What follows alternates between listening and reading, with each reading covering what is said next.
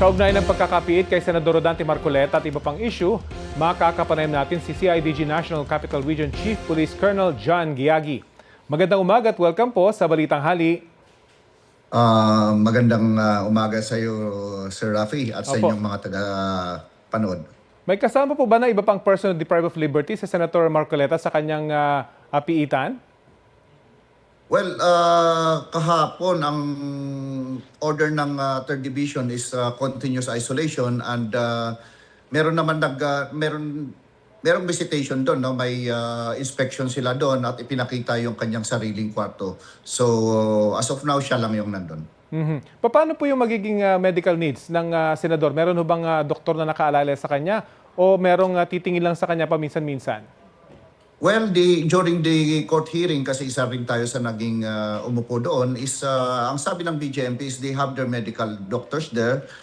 Meron silang mga may medical assistants doon, at kung kinakailangan ay pwede silang yung family niya, kung may mga gamot na kailangan is nawala doon, is dadalhin ng kanyang family.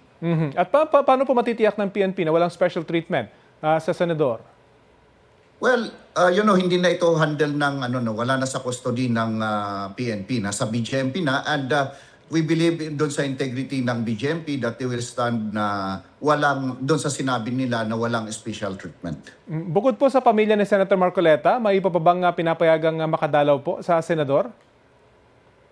Of course, yung legal niya, no? Yung legal niya, and let's leave that to the BJMP kung sino pa yung mapapayagan nila. Very quickly po, kumusta po yung paghahanap natin doon sa iba pang mga wanted sa batas?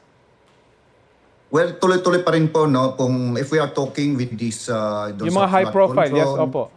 Yung flood control, yung kay Atongang, kina Senator Bato, tuloy-tuloy pa rin po ang CIDG. It is our mandate to go after them and to account them and bring them to face the court of law. Okay, maraming salamat po sa oras na binahagi nyo sa Balitang Hali.